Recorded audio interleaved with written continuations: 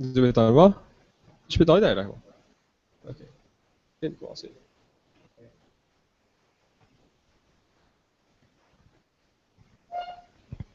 Hi guys, thank you for being patient with me.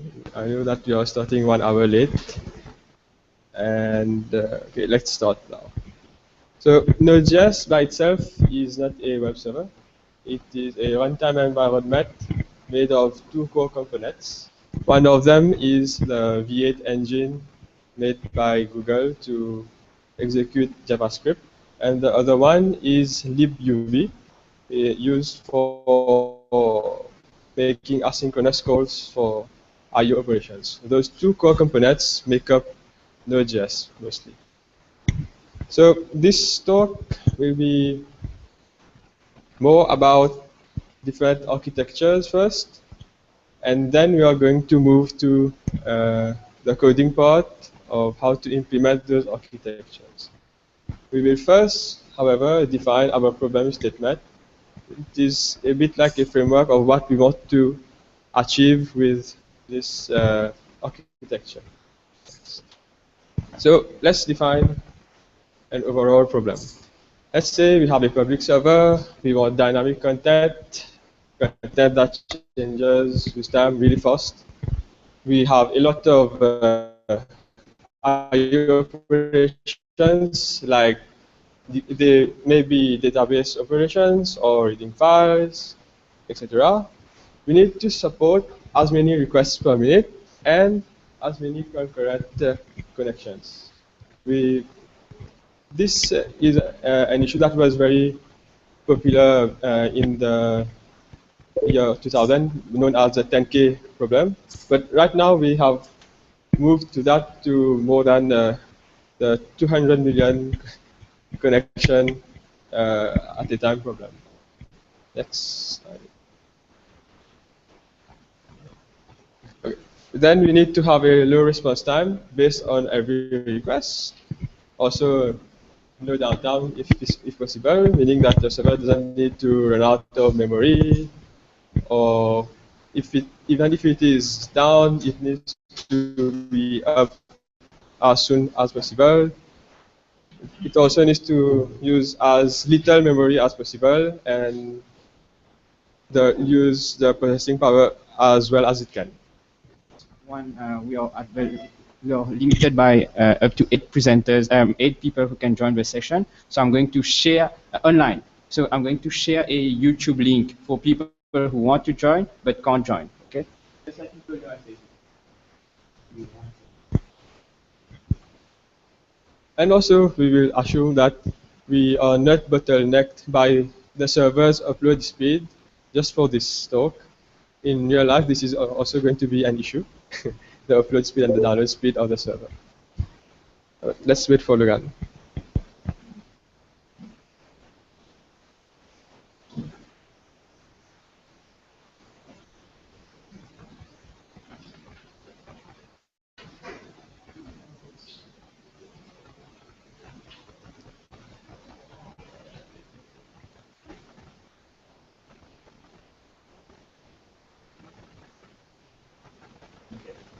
Next slide. So we are going to start from the basics. One kind of web server is a multi-threaded server. This is a very dumbed down version of the multi-threaded server. So as you get new connections, socket that accept, to be precise, the server will make an application level thread for every of those connections. An application level thread does not take as much memory as kernel level thread, but it still implies that you will need to have more memory for more users. And this can cause a lot of problems, but we will see that later on. what is a network socket? A network socket, well, it is sort of a handle to a connection, you can say. It has normally, if you want to, when you get a connection, you will listen from a socket. You bind the socket, listen from a socket, and accept. Then you can receive and send stuff. But this is not too relevant for this level of operation is not too relevant for this presentation. Next.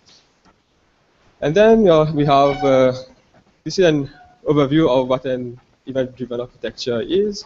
So normally, what happens is that whenever there is a request, it goes by the OS, and then the OS puts some, either the OS or, for example, the server has an event queue or event pool, and from that is going to get a batch of events to handle. And after that, after it handles that batch of event, it's going to take another batch and continue to do that. Okay, next one. So the way those two servers handle incoming requests sound fundamentally different, and they have different issues in terms of scaling them. So, this is an example, possible mixture of two kinds of architectures mixed together. Nginx is an event-driven architecture, and you can put it at the you can say at the front of an Apache server, which is multi-threaded. This has become kind of popular in the recent years. Nginx normally you're going to use it to load static content, but there are ways that you can also use Lua scripts to generate dynamic content, but it gets very hard to manage them or to apply test frameworks like unit testing and all of that. So, okay, okay, move to the next one. So there has been a lot of debate about which kinds of servers are better to scale and which ones need to be used. But those two, the first paper is, it says why events are a bad idea, but it's actually a very good literature on why what a good uh, event-driven server is if you look at it. And the second one is more about uh, benchmarks, which compares two kinds of servers. If you have time, I will recommend that you look into those two papers. The contents that are going to follow are based on those two research papers. The important thing about comparing, to be able to compare two web servers, is actually to make those two web servers work in the same environment, to tune them far enough that they are not affected by variables that we do not want in the comparison. This is an experiment that is very hard to achieve normally. That's why it's better that you look at the paper or instead of trying it yourself, because they have done the effort of already going through all that pain of doing the comparison, the benchmarks, and all of that. Can you give us some context about the project that you've been working on, like up to what you can disclose? Yes, so I have worked on a very highly scalable real-time application. We were limited, can say, by the amount of processing that had, and I was looking into scalable solutions that were using the least amount of memory and least amount of processing, because we also had other things running on that server. What came to my mind was Erlang and nodejs, but since Erlang is the most scalable. WhatsApp runs on Erlang. It actually beats the 200 million concurrent connection problem, but Node.js is in JavaScript. This is one of the most popular languages, which runs, most of the programmers know it, like I did. So I decided to look into that. We will have a screenshot, which I censored a lot. at the end a real-life benchmark of the requests per minute, but I couldn't take the screenshot of the hardware itself, the memory usage and all of that. But still, it's going to give you something, some idea of how it is. Next one. So things that could go wrong. Let's say you're having a developer's nightmare. For a multi-threaded server, since every connection is going to create a thread, you can hit the limit on the number of threads or memory, and then you can have a lot of unexpected outcomes based on the server that you're using. High context switching overhead in both thread packages. So context switching, what happens is that, let's say you have a bunch of threads, but you have only 2 CPUs. So it is going to have, let's talk about job. Let's make it more general. Let's say you have different kinds of job, the job scheduling problem. But you have different kinds of jobs. You have a different number of jobs and jobs. You have 2. So the CPU needs to switch between executing the jobs. But before switching from one job to another, the CPU needs to save the state of that job. It needs to restore the state of the job that needs to run. And it needs to do that continuously. This context switching brings a delay. Some processing is needed, and some memory operations are also needed.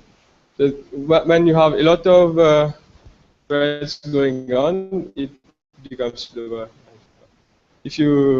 Sadly, I cannot show the benchmark from the second paper because of a license, but it decreases, not exponentially, but it hits an asymptote of performance. Logs. This can happen without the knowledge of the programmer. It is very scary if you didn't have a good design. Next, my favorite problem is that scheduling in itself, job scheduling, is an NP-hard problem. What an NP-hard problem means is, to define an NP-hard problem, actually, we need to define a polynomial problem. Polynomial problem is one that can be solved in a polynomial amount of time, rather quickly. It can be in linear time, even quadratic time. Then we have a non-polynomial, non-deterministic polynomial problem, and NP complete. This one, there is no solution that can solve it in a polynomial time. Most of your algorithms are going to hit an exponential time as the variables will vary. But an NP-hard problem is an NP-complete problem that can be dumbed down to a simpler problem, which makes it run in polynomial time. Scheduling of jobs is one of the examples of an NP-hard problem. For example, are there any university students here? In what year are you? Yes, 3. Did you do the real-time module? So if you did the real-time module, you will come to know about a scheduling algorithm for this NP-hard problem known as the job shop problem. What the job shop problem is actually, though, it is actually you can implement it using a depth-first search algorithm with heuristics, which greatly improves its performance. I think it's the best example of converting an NP-complete problem to an NP-hard problem. So if you only had the depth-first search or breadth-first search algorithm, it could have been an exponential problem depending on the number of CPUs and the number of jobs. But when you add the heuristics, you actually eliminate a lot of the branches of the possible computations, which can make it a lot faster. But now the thing is, this is all in theory.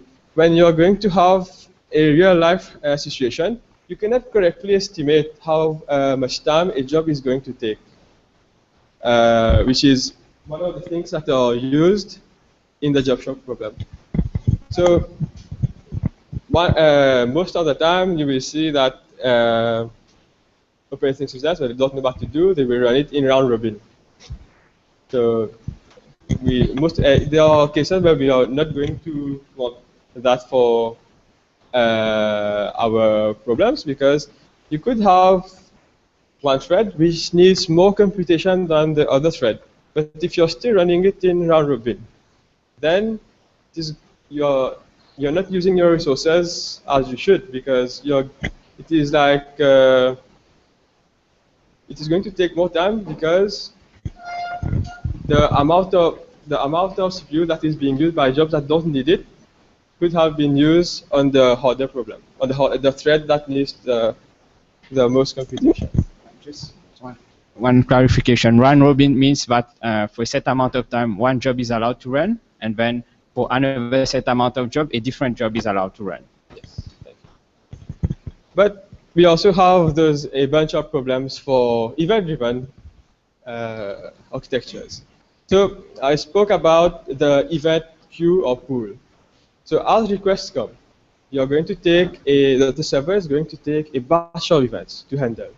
But what happens if it doesn't handle it fast enough? There are going to be requests which can time out, or the users will, what's happening? The server doesn't work, stuff like that. If you don't handle it correctly, it can go wrong. That's one of the problems. Also, if you're running a single-threaded server, you can have some blocking operation, not necessarily IO operations. And then memory management problems, like this is not similar to the multi-threaded memory problem. This one is more of having shared memory if you have different processors that are forked by your event-driven architecture. We are going to look at that later on. But next one. But the good news is all of the problems that were mentioned are actually solvable by a bit of programming or tuning of the servers. But you need some work to be done.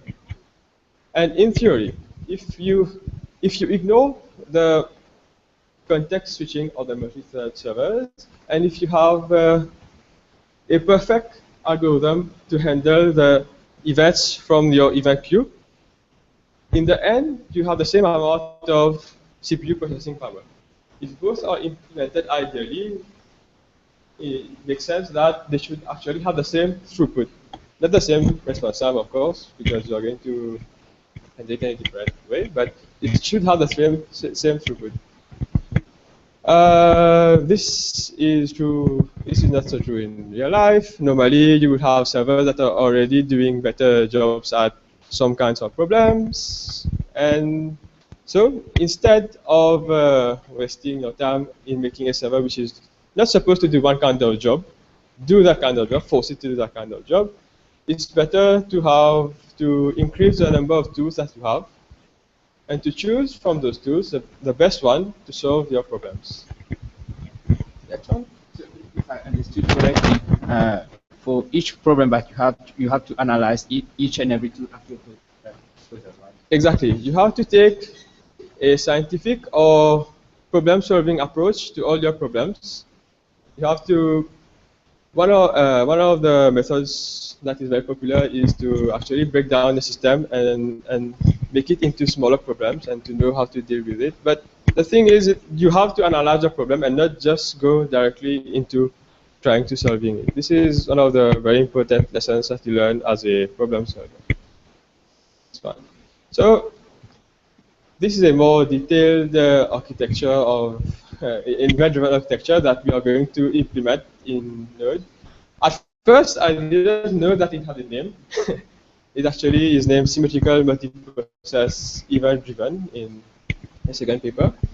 So the difference between this one and the first slide that we saw is that instead of running on a single thread, we are actually forking single process event-driven childs to handle part of the computations that could have been blocking. And it is called symmetrical because there is a two-way communication between the, you can say, the master and the child. If it was only one way, it is asymmetrical multiple process event-driven architecture. But it works the same as the first part works the same as any event-driven architectures. So our first piece of code. In Node.js, you import a module in this way, require and module name.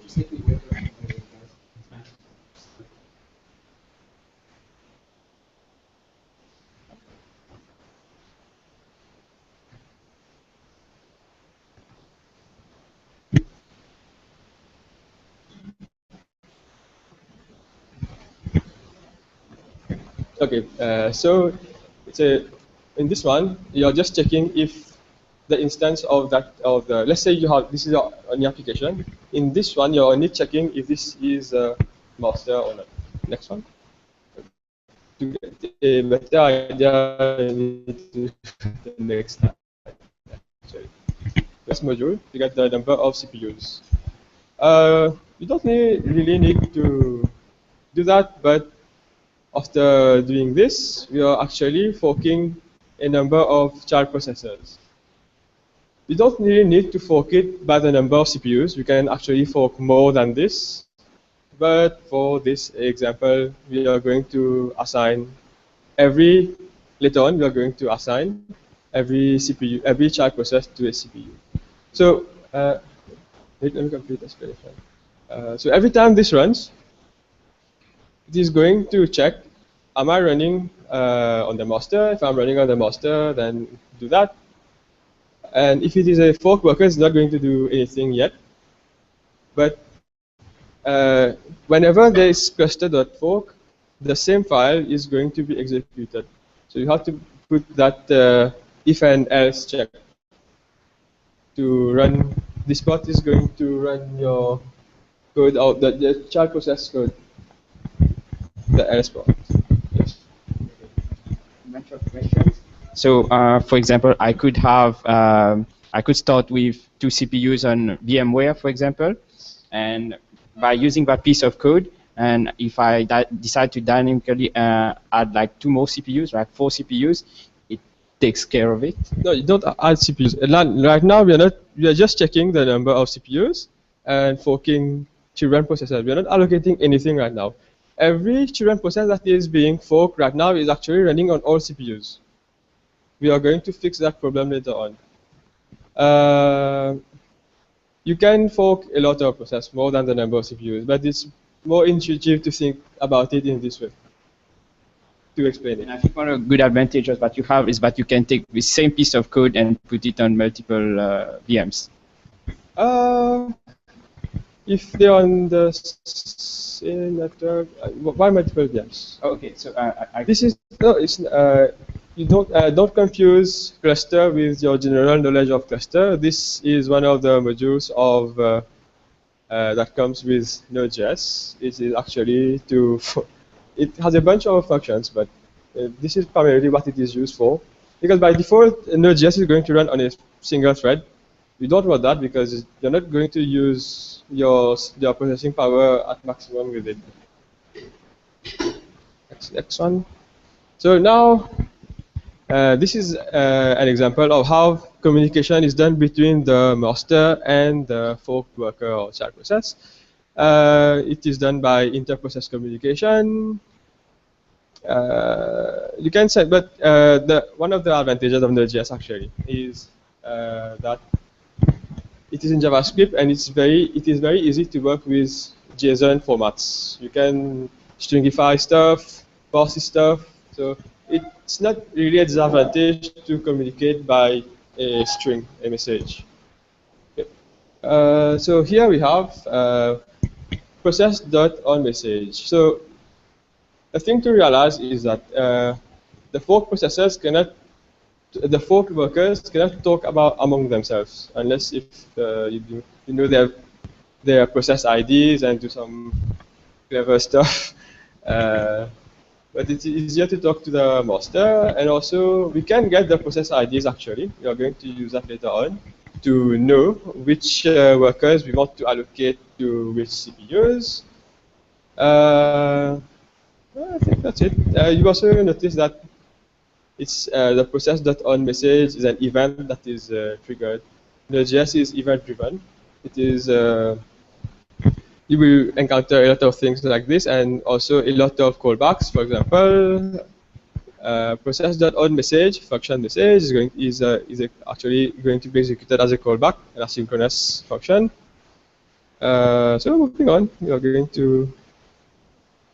So by default, like I said, when you fork the worker, it is actually going to be executed on all the CPUs.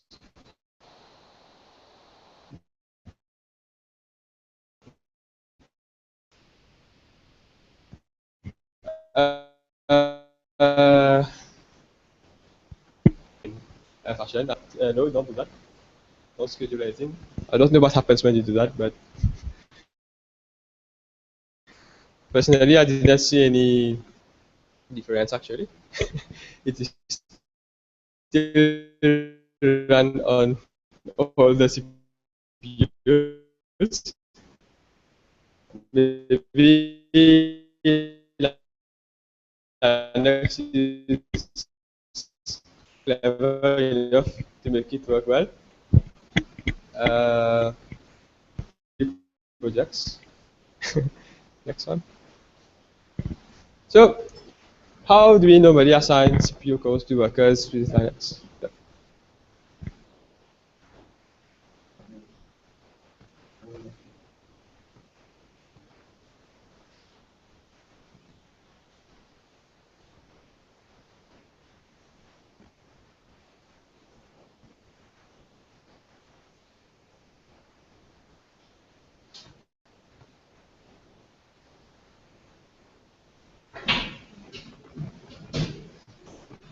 Can you hear me? Okay, okay, okay. So this is an example in Linux of how to assign CPUs to process IDs. It is possible in Windows, but it's way more complicated. I think you have to change stuff at startup and all of that. But you can do it easily, dynamically in Linux. What we have here is... sorry? So that's something that a system engineer, system administrator can deploy, can do on a production machine when he's pushing code from the developer onto a production machine to accelerate performance. Let me show how to do it dynamically, but yes, you can do it. Uh, can you be more specific actually on what you want to achieve? So, it's a command line, right? Yeah. Okay. Yes. Yeah. Let's wait for it. I will show you how to do it dynamically. So, first thing we do is cluster.schedule is done, but don't really need to do that.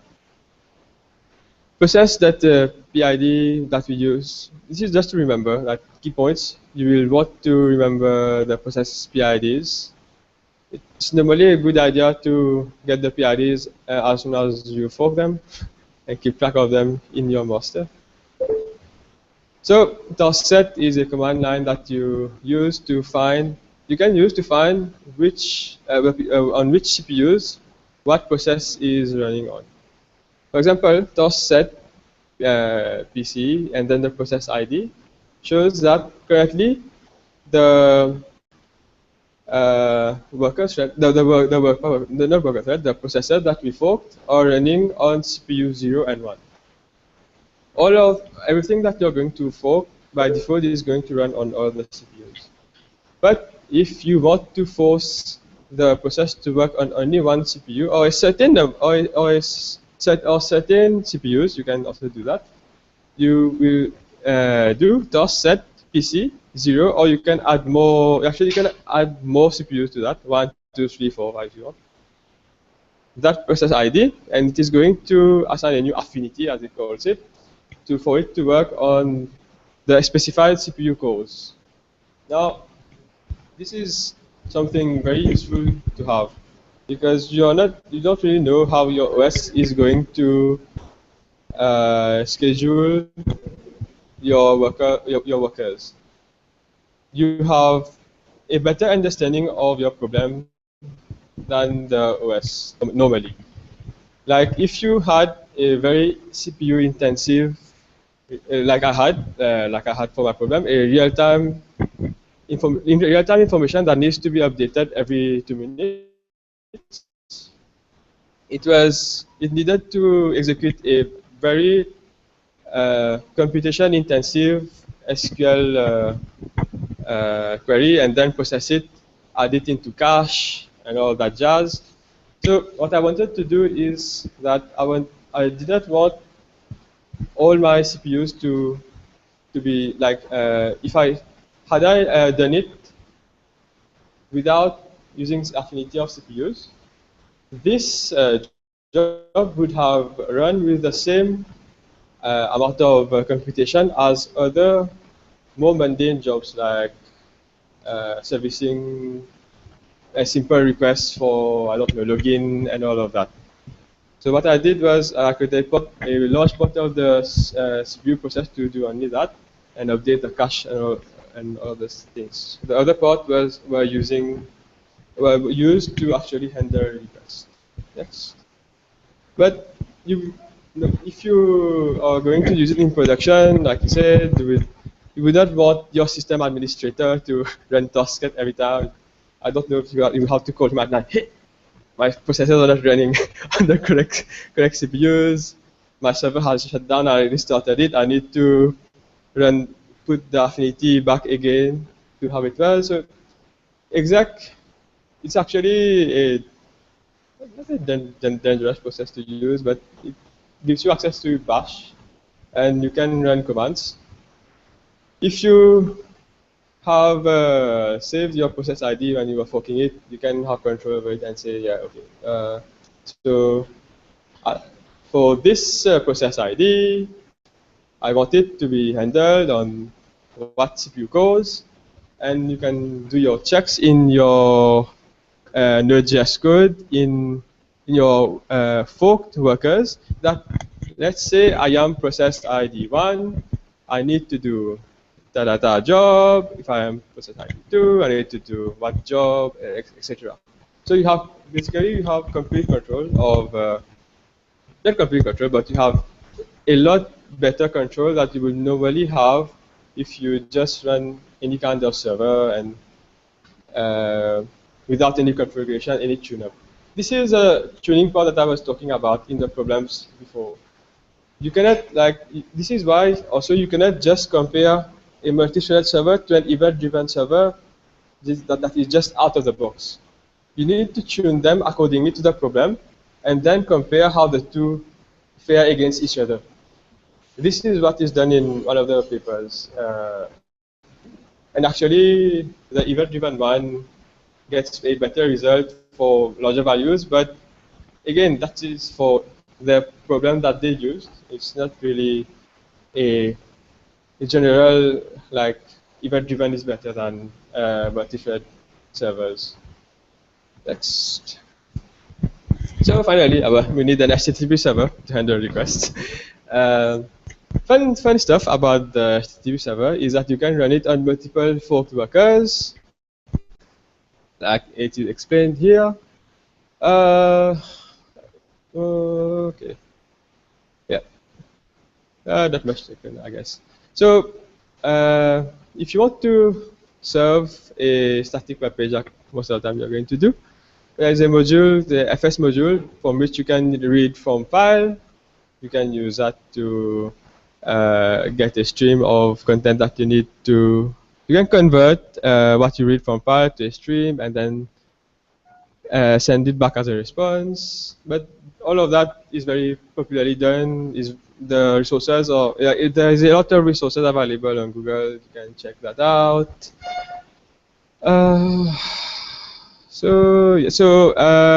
What is going to happen if you have a bunch of forked workers handling your requests? Is actually I did not find a way to actually schedule how those workers are going to work together to handle the requests. But I think that round robin is alright for this job.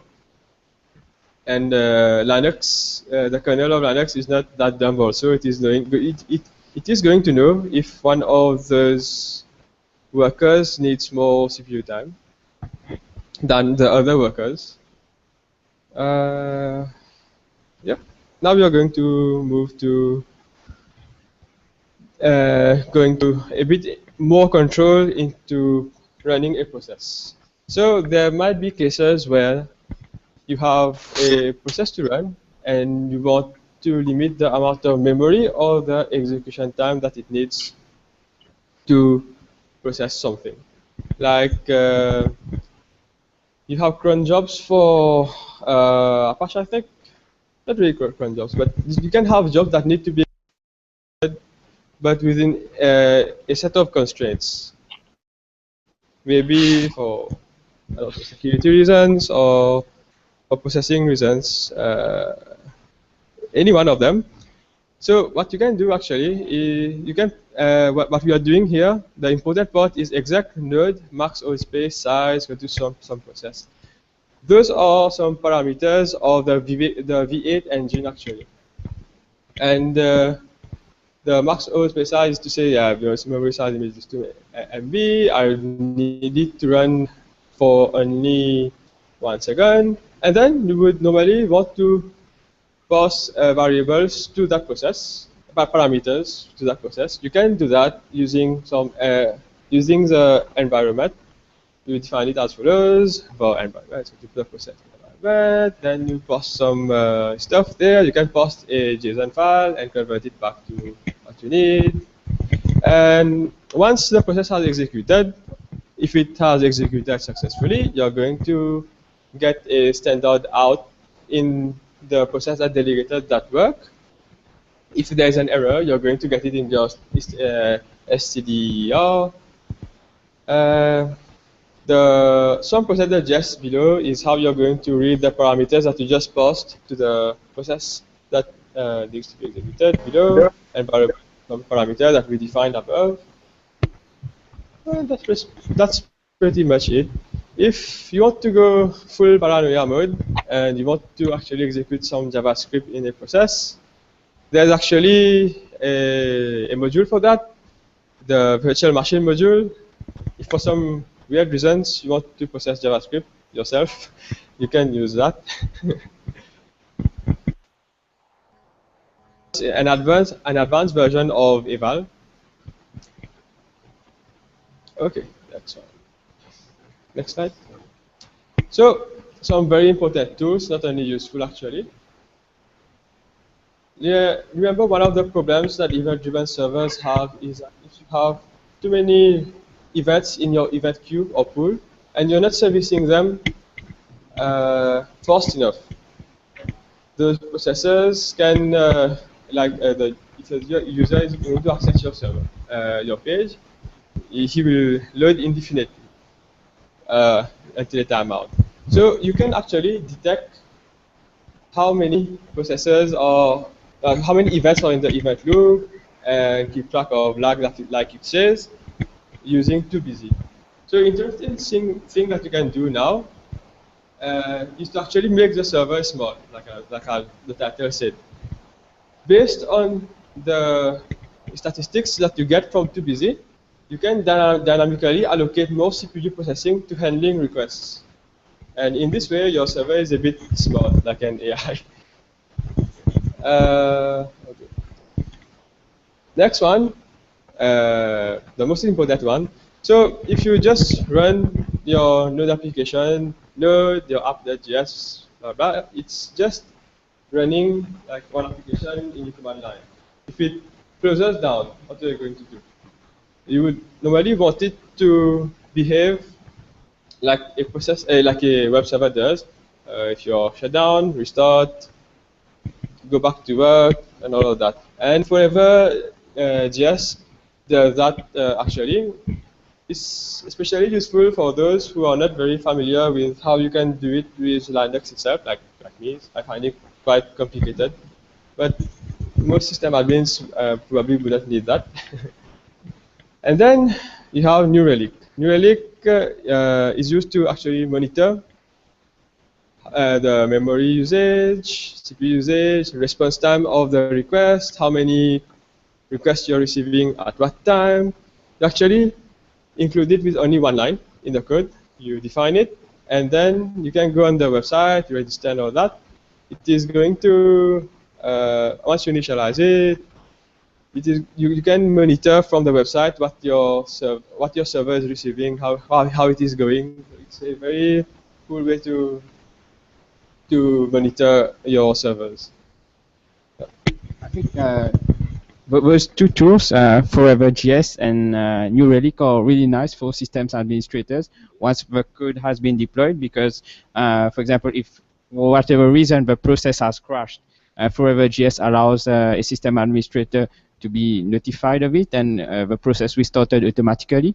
So, like 2 a.m. in the morning, it can restart it. And then, in the case of New Relic, I can use that as a performance monitoring system in case some of my clients in other countries have issues. This is a purpose of New Relic. And like the name says, for Forever.js, the stuff runs forever.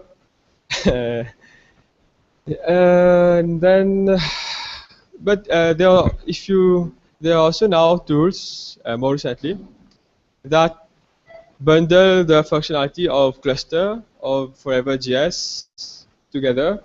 The modules, some of them are PMD, I think, PMD and strong loop.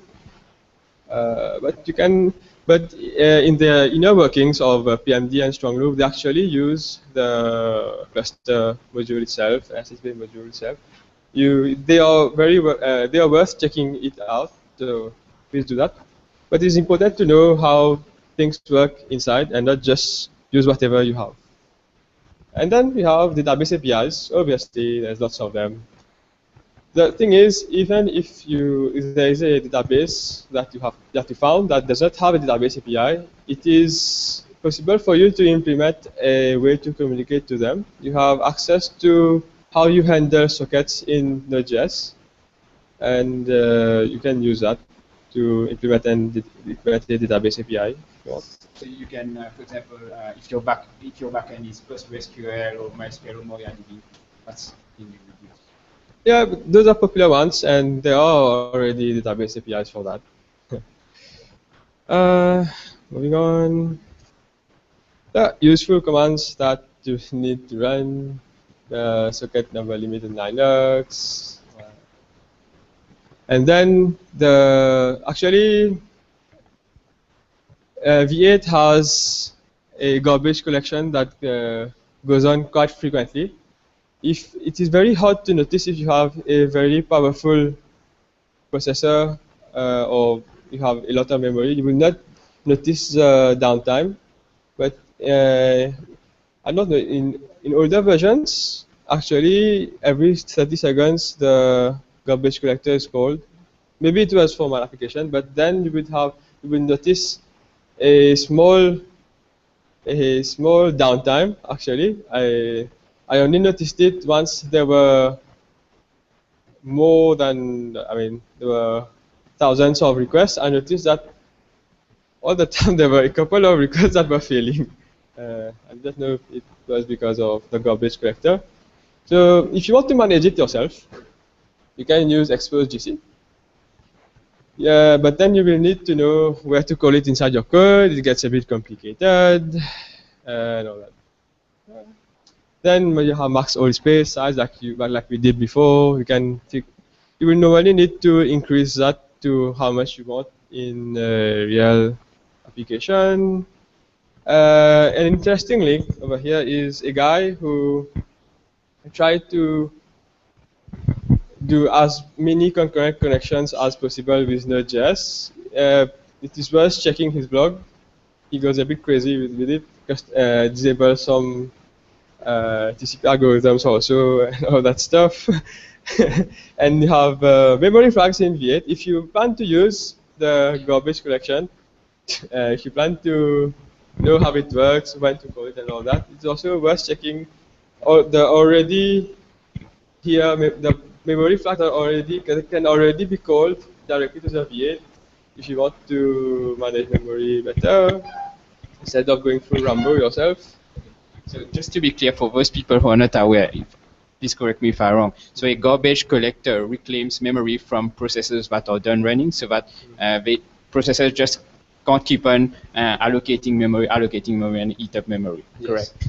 But the thing is, with every node version that comes out, the garbage collect, you will see that there's an update in the garbage collector. I don't know why in every update there is that, but so it keeps on changing. I don't really know how it is now, to be frank. So this one is a real life benchmark. There's a lot of things that have been censored, unfortunately, and this was one of the days we had the most requests. It's not that much compared to very popular servers, but the interesting thing to notice here is that at 5,500 requests per minute, we hit a peak of only 800 RAM usage, 8% CPU usage on a 8 core round robin. I forgot which Linux version, but yeah. So I have a bunch of questions. So are those requests static requests in terms of content or dynamic requests? Uh, they are dynamic requests turned static. So what we were doing was that first thing we noticed that when you do a read operation on a hard disk, it is by a large factor much slower than when you do it on from directly from memory. So what we did was that we kept some kind of cache in our master that was updated by a bunch of workers. They were communicating the answer via inter-process communication to the master. The master was updating those possible values, and the values needed to be updated every 2 minutes. So actually, if you see 5,500 requests per minute, it means that there was normally 11,000 concurrent connections going on that were requesting every 2 minutes. So it becomes twice as much as requests. But as I said, it depends on your problem. You need to make the most out of your resources. It's at peak usage, it's only taking 800 megabyte of RAM. Yep. And can you give us like the spec of your server, the VM that you had, and when your client had more peak connection, did they talk to you about increasing the specs? And do you have stories about this? Yes, I think you know too many stories, but yes. So on that day, there was another server running Apache. We were receiving the same number of requests. It was a bit like a joint system. They were doing other operations, but at the same time, they were having a 90% CPU usage, and they had to shut down and upgrade their servers to continue working. And at the time, they phoned me and said, "Hey, is everything okay on your end? You're having a major problem of request over here." Ça va payer un gaz. But yeah, I was just using too less of the server. I can't tell you exactly how much RAM I had. I think I had 8 GB of RAM, which was too much. I wish I could have given them some of it at that time. But another thing to notice is the request. The response time is you are seeing 5.5 milliseconds. So this is not on the network, of course. This is only on the same server. It is the time that the CPU is taking to process it. Actually, super fast because, like I said, we are pre-computing a lot of values directly to memory instead of relying on disk operations. I forgot the factor by which it is faster, but I think it's more than 25 times faster to read from memory directly than to every time read from hard disks. So think a lot about caching your values and pre-computation on all your servers. It helps a lot. I've just remembered something. So a lot of times you are going to hit a ceiling of the amount of memory that V8 can use. One of the ways, and it's a bit of a unique way, I would say, to increase your memory to practically unlimited, unlimited to the amount of hard disk that you have, is to use Redis as a server, and you can actually keep a lot the change in the how the variables are kept and in a node and in Redis are actually very similar. And there's a lot of operations that you can already define to be done on Redis. A lot of memory intensive computations. But I'm not an expert on it, just to know a bit about Redis. Question. So as a summary, so while the other team was having scalability issues, and they had to firefight basically. So you were basically chilling and says, no, everything is fine on my end, compared to using a classic Apache MySQL thing. It was a WordPress. Okay, so it's Apache, MySQL, and WordPress, and they had scalability issues at 5,000 and also requests at the same time, while you not using Apache, using just Node.js on 1/10 of the specs of a VM, you're just doing fine. Exactly. So, but we were also using MySQL. It's wrong to blame MySQL here. I think they did that. They didn't analyze the problem as well, and they knew that they were going to have a lot of requests. So what they did was to only increase the hardware, but there's a limit to how much to how much you can increase it if you don't know how to use dynos and all of that. uh, which they didn't know, obviously. I cannot tell which company it is, but yeah, that's what happened. It all comes down to how you use your processing power, the overheads, and all of that.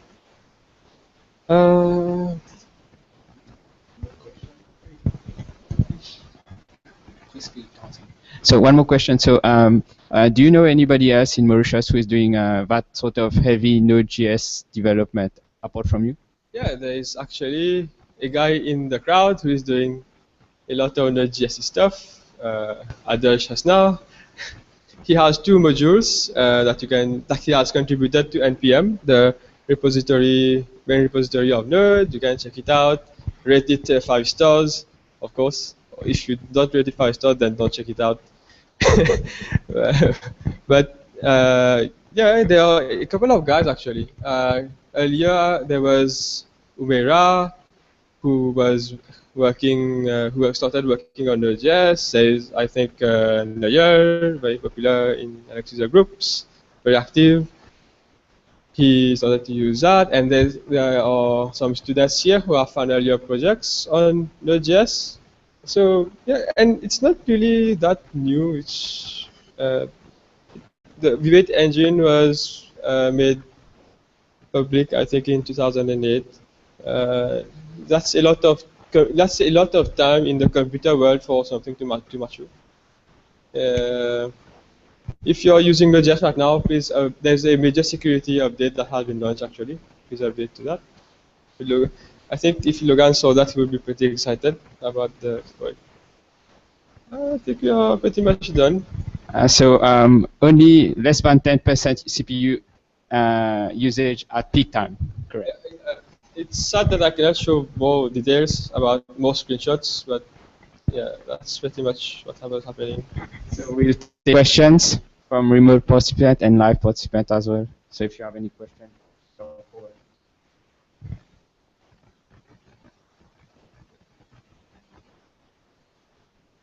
No questions. Wait, I'll just check with the.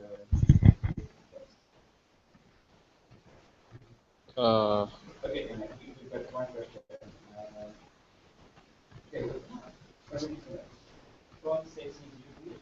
Ah, cool. Yeah, exactly. The screenshot actually is from New Relic. The real life benchmark screenshot that you see here is from New Relic. And one question we got is end of the students. Did the student choose Node.js over module itself is on Node.js? That's a question from Yeshai. Did the student choose Node.js or Node.js? Did the chicken? Why did the chicken cross the road? This is some kind of question that you get.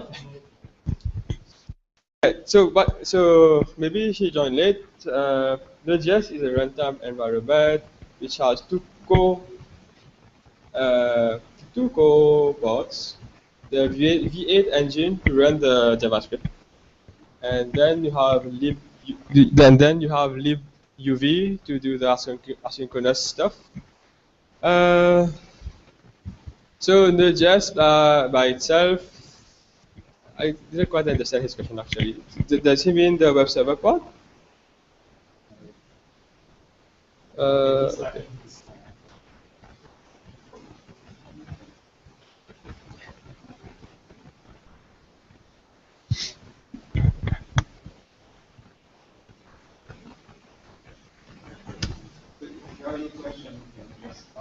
Even if it is outside what was presented, you can ask me any question if you have any.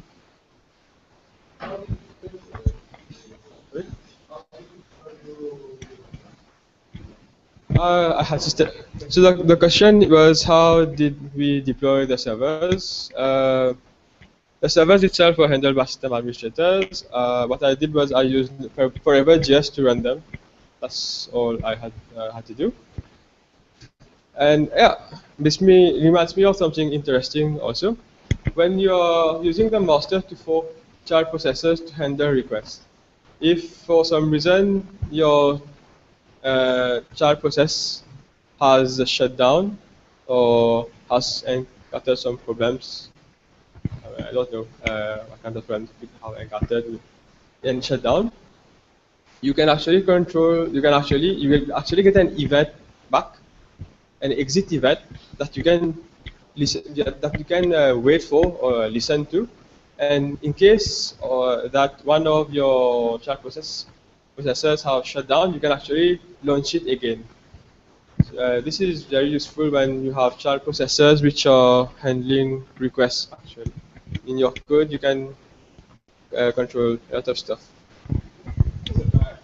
So this question is the end of your project being developed on Node.js. Is it using Node.js as a server or some other stuff? So Node.js has an HTTP server module. Okay, so most of the modules in Node.js are implemented in JavaScript, but there are certain modules that are in C++. C or C++ already compiled. But I'm not sure if the HTTP server is a JavaScript module or a C module. We should check it out. The HTTP server module is part of what gets distributed with the Node.js package. So you can say it's part of Node.js. And the question that, for example, we have a lot of junior web developers who enter the industry every year. Would you recommend Node.js for people who have a very basic notion of web development? Yes, I would recommend them to know at least one web server architecture that is different from multi-threaded. To know at least multi-threaded and event-driven, there is one more that is popular, pipeline, I think. But if you know those two, you will have the necessary tools to tackle most of the problems that you are going to encounter in the web world. I think that's all they need to do basically. So, any more questions? Yeah.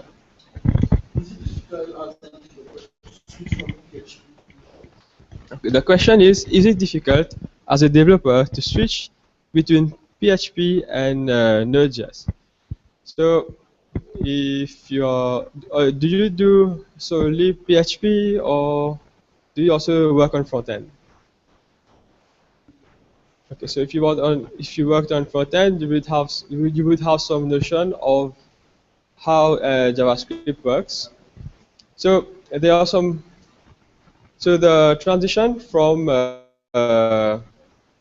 PHP to Node.js actually going to be a transition from your knowledge from JavaScript and how it is different in Node.js. There are a couple of different things pertaining to the context of how variables are defined, I think, and you need to know how to avoid creating blocking operations. But it shouldn't be that hard because most of the things that you can use on your JavaScript front-end side, you will be able to use it on your Node.js side. A good example is socket.io. Implementing socket.io in PHP or other backends is actually more complicated than doing it in Node.js because the way that you're going to program it on your front end is going to be very similar to the way that you're going to do it on your backend. On this event, what you're going to do when you're going to do all of that. So it might actually take you less time than you think. Any more questions?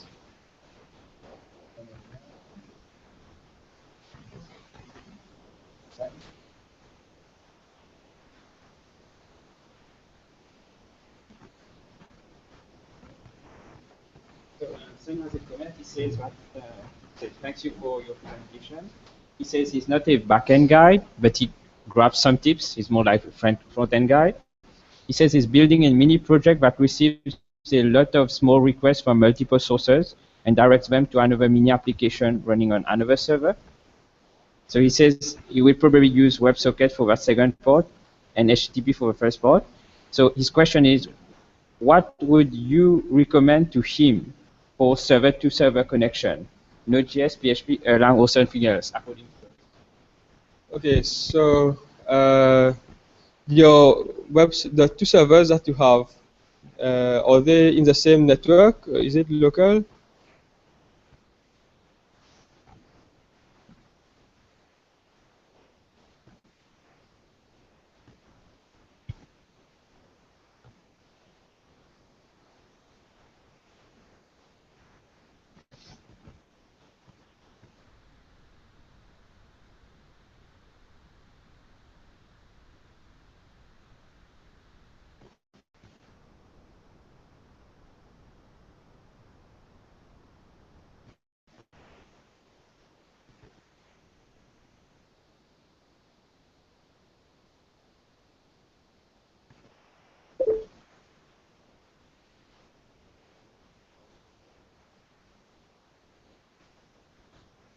Yeah. Okay, and if you are only going to proxy the request using Nginx, I think it's very known for doing that kind of stuff. But you can, well, like you said, you can do it using WebSockets. Uh, you can easily done and so a kind of echo server with Node.js. You have a lot of control over sockets, so you will be able to you can do what you're saying, direct the request from Node.js to your other server.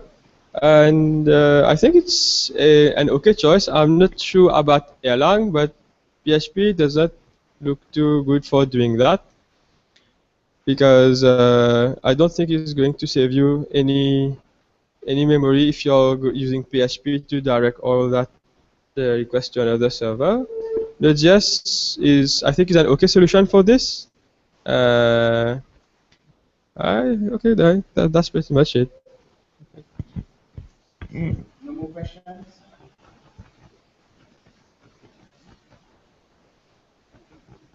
Also, the cool thing about using Node.js to redirect those multiple requests that you're getting is that since you have a lot of control over sockets, over the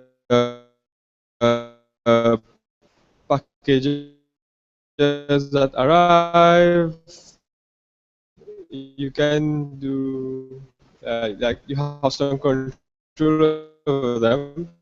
You can actually, if you need, make them wait or send them later and stuff like that. I don't know what you need. Afterwards, we are going to post the source code and the slides and also an explanation on the Linux user group Facebook page.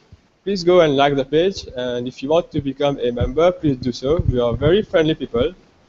Why are you laughing? We are very funny and interesting people. And if you have a talk that you want to do, please suggest it to us. And also, the second link is a link to my blog, mine and a friend's blog. If you're familiar with bitwise operations, you will know that it's Sean. It's either Sean or Yog, not both at a time, who is posting. Sean or Yog, not hackers at any. Please check us out. So if people are interested in problem-solving challenges, so that's what you talk about on your blog, right? No, we don't blog about programming challenges. There's too many of them, too much resource on them now. Okay, thank you very much. I think that's it. Thank you all for coming. The Linux user group, we've been around since 2007 or even older. So we have different kind of membership, student, professional, and corporate. We do our presentation 2 times per month. And you can, if you feel comfortable, you can please suggest your own topic that you have. So thank you very much.